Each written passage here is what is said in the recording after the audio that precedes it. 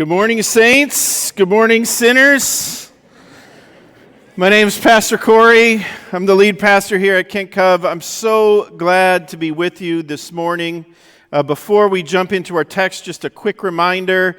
If you have questions or would like to have conversation with the leadership team about the proposed budget that we're going to be talking about our annual meeting, there will be members of the leadership team in the cafe after the service, and they would love a chance to chat with you about those important things. This morning, we continue our journey through the Sermon on the Mount, and what we're about in this series and really in this whole adventure in following Jesus is learning the way of Jesus. And so today we pick up in Matthew 5, verse 21. I'm going to be reading this morning from the Message translation because I feel like Eugene Peterson, we could do a whole thing. He was a unique gift to the church and an amazing scholar of language and all those different things. And I know there are a lot of people out there who, maybe kind of get a little frosty about this particular translation. But it is a translation. It is not a paraphrase, just to clarify. But it's a translation into our more common vernacular. And so what happens with that, I think, is that there's a certain freshness to our ears when we hear it that way. And so we're going to read from the Message this morning because I feel like it gives a helpful newness to the text that we're going to hear. So Matthew 5:21, Jesus says, "You're familiar with the command to the ancients, do not murder. I'm telling you that anyone who is so much as angry with a brother or sister is guilty of murder. Carelessly call a brother an idiot, and you just might find yourself hauled into court. Thoughtlessly yell stupid at a sister, and you are on the brink of hellfire. The simple moral fact is that words kill. This is how I want you to conduct yourself in these matters. If you enter your place of worship and about to make an offering, you suddenly remember a grudge a friend has against you, abandon your offering, leave immediately, go to this friend and make things right. Then and only then, come back and work things out with God. Or say you're out on the street and an old enemy accosts you. Don't lose a minute. Make the first move. Make things right with him. After all, if you leave the first move to him, knowing his track record, you're likely to end up in court, maybe even jail. If that happens, you won't get out without a stiff fine." Please join me in prayer. Bless us this day, O Lord, with vision. May this place be a sacred place, a telling space where heaven and earth meet. Amen. So before we jump in to the text this morning, we're going to spend the next several weeks, 6 at least to be exact, going through 6 things that Jesus wants to understand about being in the way of Jesus or living in the way of Jesus. And the first is the text we just read about anger and about calling each other names, which seems maybe childish and yet is so important. So we'll get to the text later, but I wanted to think for a few minutes this morning about anger. Now, Maybe, maybe I don't need to say anything else about anger. It's a pretty effective picture there. But so I did a little just kind of definition level research about anger. Because I think, as we've talked about with other things, oftentimes we have these concepts, these words, these everyday emotions that we just assume we know what they are. Now, and sometimes it's helpful to go back to the beginning and to remind ourselves what it is that we're talking about. So I thought of the question, what causes anger?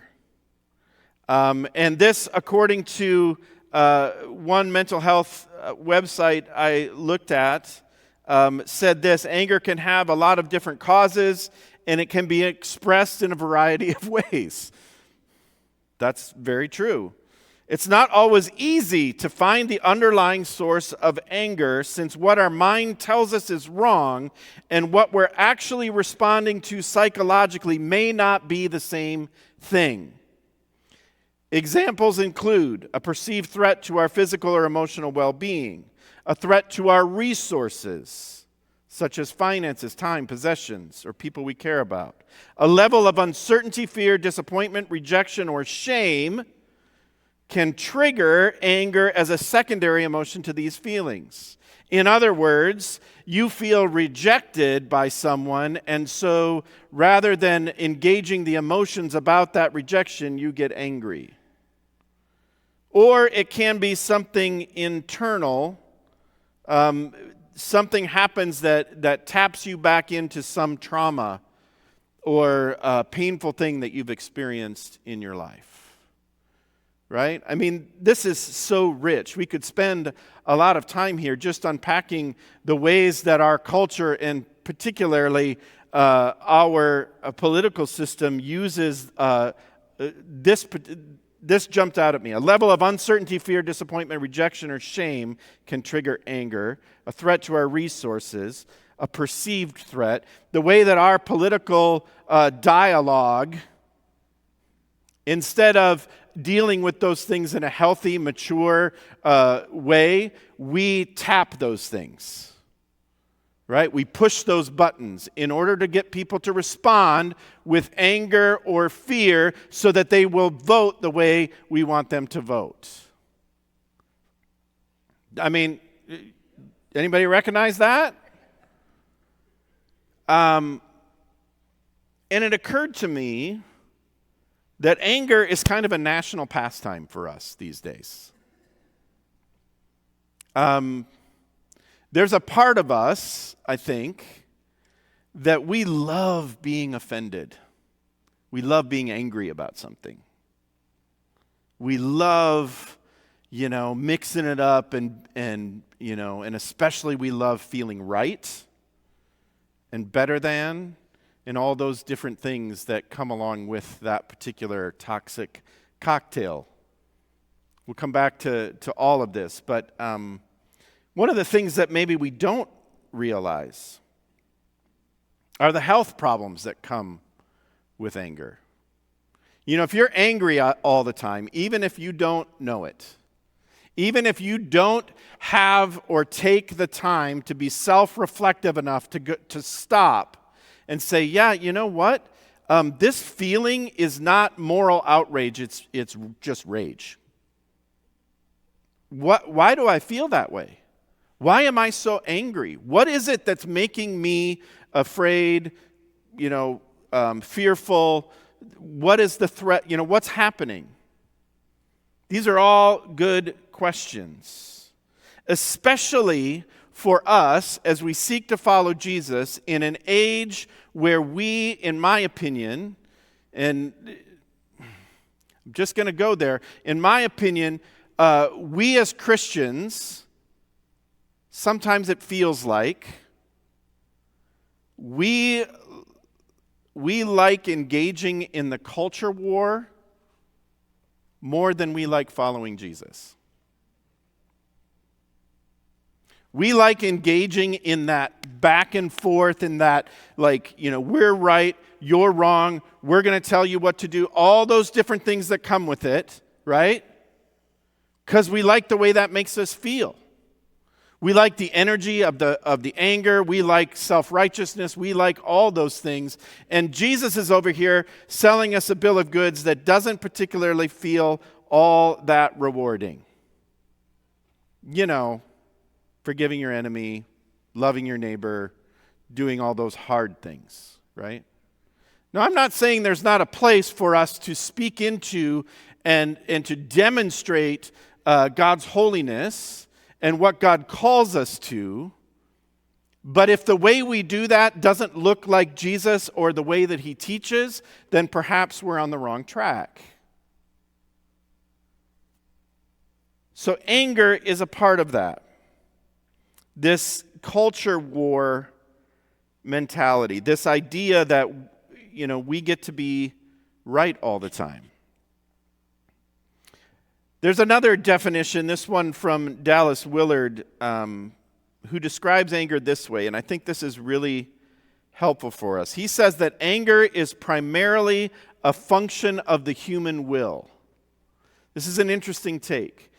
It is primarily a function of the human will in several respects. It spontaneously arises in us when our will is obstructed. Right? Think back to when, if you can remember, when you were real little. Or if you're a parent, when you had little kids or you've been around little kids. When do little kids just lose the plot and just, become unhinged? Right? It's when their little wills get obstructed. Now, the only difference between a toddler and an adult sometimes is the level to which we lose the plot. Because when our will gets obstructed, we get angry. I want this. You're not giving it to me, and so now, here we go. Right? Maybe it's just me. I don't know. Oh, wait a minute. I've driven on the 5. If that's like the simplest place where we can kind of maybe, if you want to know how you're doing with anger, go take a drive. Because I'm going to be honest with you, brothers and sisters, you Washington drivers will test a guy. Okay? You get out on the 5 and everybody drives 10 miles under the speed limit for absolutely no reason. And in confession, it taps into a brother's rage, all right? So our will gets obstructed. That's the one. That occasions it. And then if it's unchecked, he goes on to say, the response toward those who have interfered with us includes a will to harm them or the beginnings thereof, which is what Jesus is talking about in this passage. He says also, some degree of malice is contained in every degree of anger. That is why it always hurts us when someone is angry with us. Because there's always some degree of malice there. Now, I want to be careful, and I want to name one of our bad habits. And that is to stuff our emotions, right? So in the church, sometimes when we have this conversation, you might walk away and think, oh, well, anger is bad, I shouldn't be angry. That's not what I'm saying. There is righteous anger. Jesus himself gets angry in the Gospels, right? The prophets, prophets got angry, right? Even one of our oldest stories in the Scriptures, Cain and Abel, one of my favorite descriptions of what happens there is God comes to Cain after he's angry. And he says, be careful, sin is crouching at your door and it wants to have its way with you. He doesn't come to him and say, you know what? It's very naughty and bad that you're angry. It's not what he says. He says, be careful. What are you going to do with it? How are you going to process it? What are you going to, what actions are you going to take because you're angry? So that's just a little reminder of what anger is, how it's defined. But what is Jesus doing here? Because it isn't necessarily readily apparent that anger is the root of what he's talking about. Because he starts with, thou shalt not kill. Thou shalt not murder is the actual translation. You have heard that it was said to the people long ago, you shall not murder, and anyone who murders is subject to judgment. But I tell you, anyone who is angry with a brother or sister will be subject to judgment. Again, anyone who says to a brother or sister, Raka, is answerable to the court, and anyone who says, you fool, will be in the danger of the fire of hell.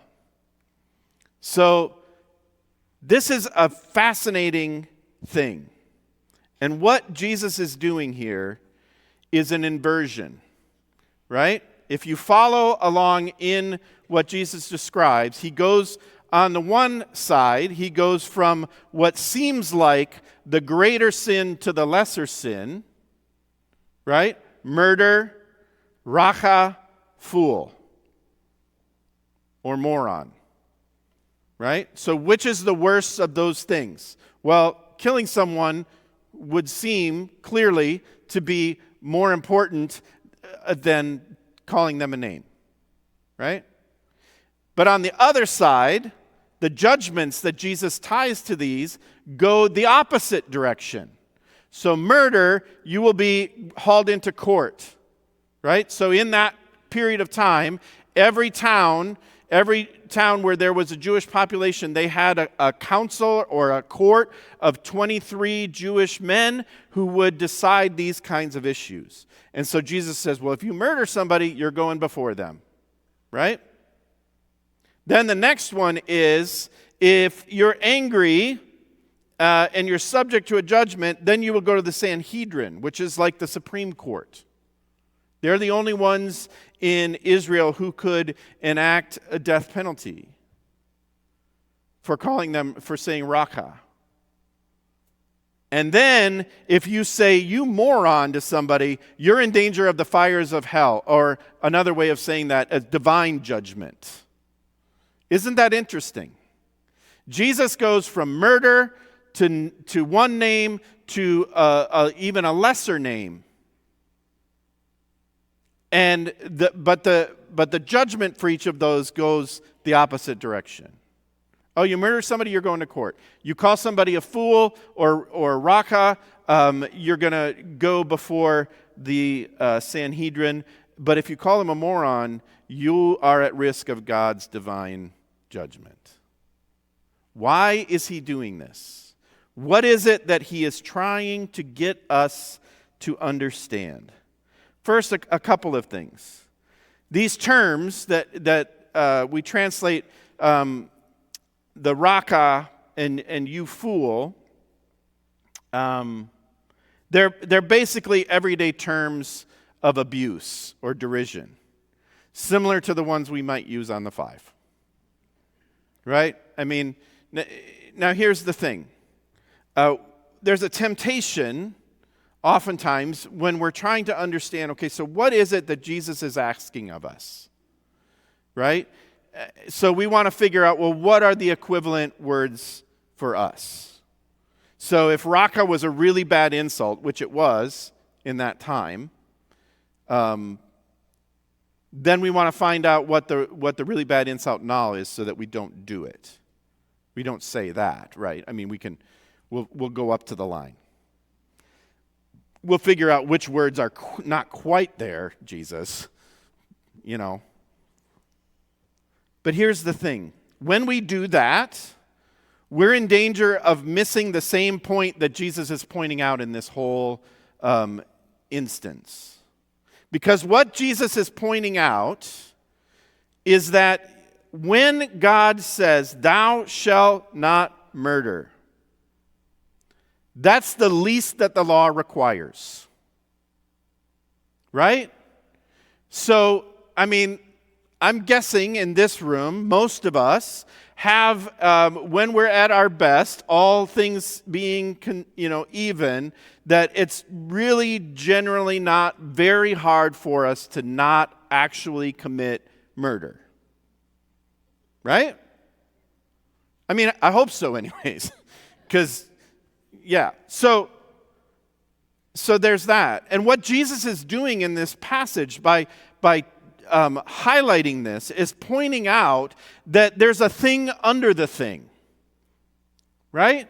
There's a principle, there's an idea, there's something that God is trying to get us to understand that's behind why he says you shall not murder. Well, why should you not murder? Well, because God breathed his divine breath into his creation of humankind and gave it his image. So if you murder another human being, you are, in some sense, murdering the image of God. And what Jesus is trying to get us to understand is that's the bare minimum. Because even if you don't kill them, literally, physically, if you dehumanize them with your language, if you hold them in contempt in the way that you talk about them and to them and the words and the names that you call them, you are doing exactly the same thing. Because even if you didn't take the breath out of their lungs, you're seeking to strip them of the dignity that is the image of God in them. That's what Jesus is after. And that's why he does this inversion, right? He's trying to get us to see that we don't get the choice of loving our neighbor. The parable of the Good Samaritan, we could go on and on about all the different ways that Jesus teaches this. But what Jesus is after is getting us to recognize the image of God in our brothers and sisters, in our neighbors. Now, here's the thing. I think this is especially hard for us these days. And I think it's gotten harder in the last 20 years, and here's why. Because I think prior to the rise of social media, and listen, this is not a sermon to bag on social media and to just, all that stuff. But I'm just trying to point out one of the dangers. And it's not just social media. It could be, online news or whatever it is that these ways of expressing ourselves and interacting with each other have removed, they put a barrier, right, between us. There's a screen. So when I get online and I read something that really frosts my cookies, right? And this person is oh my gosh, they are so ill-informed. There's something about being behind a screen and not looking them in the eye that allows me to unleash the hounds of hell out of my keyboard. You've all read them, right? The way that people act and treat one another online is absolutely horrific. And here's the problem. It doesn't stay there. It bleeds into our national discourse. It bleeds into the way we treat one another in person. It bleeds all over the place, which is also Jesus' whole point in this passage. Why is Jesus so concerned with calling someone a moron that it would bring them in front of divine judgment or at risk of the fires of Gehenna? It's because Jesus knows that's where it starts. Right? What does Jesus say elsewhere? He says that out of out of the heart, right? Everything flows out of the heart. And so if you're spewing this kind of hatred and anger and bitterness and rage through your keyboard, what is it reflecting? And where does it lead? Because ultimately it has very real consequences in the real world. So Jesus wants us to understand that dehumanizing someone, that calling them names, is the same thing as murder. Because you are denigrating, discounting, stripping that person of the image of God. And that's worse in some ways. So what do we do? Because I think we can all recognize that the issue isn't just to try harder, right? Because that's part of Jesus' point too, is that the whole reason this was a thing is that the Pharisees and the teachers of the law were, teaching the bare minimum of the law, not the thing under the thing. So how do we get at that heart issue?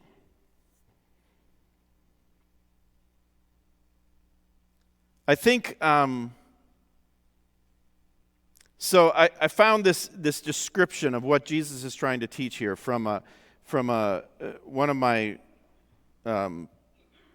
biblical resources. And this particular one was written quite a while ago and in very British English, so it's really hard to kind of decipher. So I ran it through ChatGPT to try to make it a little more understandable. Pretty spooky, really. But this is what this resource says. It says, the essence of the entire statement can be summarized as follows. So now this is their paraphrase of Jesus' teaching here. For centuries you have been taught that the sixth commandment, for instance, is only violated by murderers, and the proper responsibility for passing sentence lies with the recognized tribunals. However, I assert that it is also broken by unprovoked anger, which is merely the early stages of hatred, just as hatred is the precursor to murder. Moreover, if our emotions are already tainted, let alone when we express our ill feelings in words, which are often directed at our brothers and sisters, as hatred is incipient murder. Just as there are varying degrees of punishment in human courts, and the sentences they impose based on the severity of crimes, so too will the divine tribunal treat all those who violate this commandment in accordance with their true level of sinfulness before the all-knowing judge. We have this sense, or we should be getting this sense, as we hear these words of Jesus, that there is a thing underneath the thing that is really, really important for us to get. It's also interesting to me, as I mentioned earlier, that we're going to go through 6 of these. Next week, it's about lust, right? And there's common thread through all of them. But it's fascinating to me that this is where Jesus started. And I don't think it's by accident. One of the things I love about The Divine Conspiracy, the book by Dallas Willard that I've been talking about, is one of the things he points out is the idea that Jesus was brilliant. He makes this point very early in the book. Because he says when you ask people, even followers of Jesus, to list the most brilliant people who have ever lived, most people will not name Jesus in that list. And yet when you start diving in to his teaching, it's very clear that he was, of course, brilliant. Now, if you want to do a deep dive on this passage or any of the others, I highly recommend the Bible Project to you. You can find it online. They have an app, the whole thing. They spent the whole year last year going through the Sermon on the Mount. And there is a whole bunch of richness and depth that we don't have time to go into this morning, just in these few verses, right? So I commend that to you. But the question that we're left with is, what do we do? What do we do with this? Well, the challenge is that even though trying harder isn't the answer, not trying at all isn't the answer either. Dietrich Bonhoeffer, in talking about the Sermon on the Mount, says this: the only proper response to this word which Jesus brings with him from eternity is simply to do it.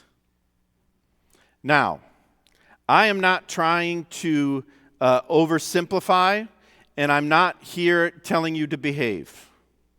But what I am telling you is that we have to implement, we have to do, we have to seek to live in the way of Jesus if Jesus is going to transform our hearts. Jesus himself, and I know this is hard for us because we, especially those of us who grew up in the evangelical tradition, your work salvation is about to get tripped, right? Because we automatically go there. But what does Jesus tell us in the Gospels? He says, if you love me, you will keep my commands. So what it comes down to is that we have to open our hearts to Jesus. We have to open our hearts to the Spirit and invite the Spirit in to show us those places where anger has taken root and where we are treating our brothers and sisters and neighbors with contempt. And then we have to repent and ask for God's forgiveness. And then part of repentance is turning the other way. It's walking in a different direction.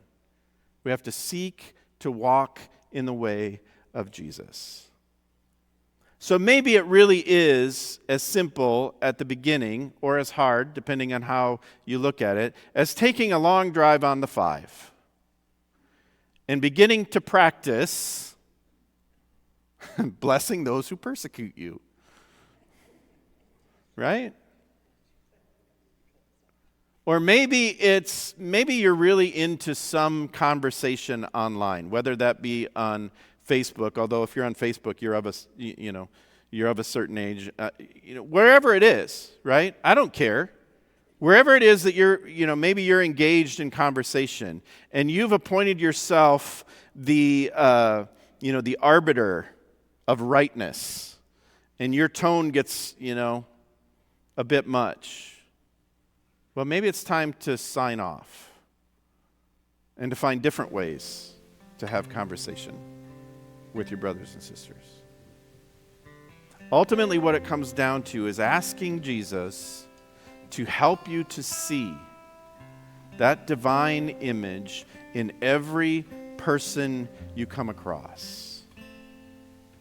Because doing that over and over and over again is the only way to combat not seeing it.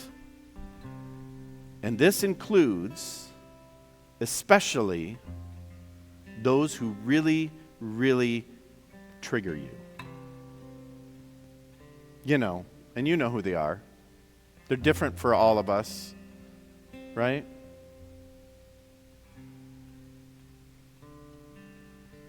But perhaps next time you have that interaction and your will is interrupted. Instead, recognize that anger, but then look at that person or remind yourself that person bears the image of God. And you are called to love them. Now, that may be a lifetime's worth of work. But friends, if that's the only work you ever do, you're living in the way of Jesus. And it's the way he invites you to. And so as we go from here, it's my prayer that we would all learn, seek to do the things that Jesus is asking us to do. Amen.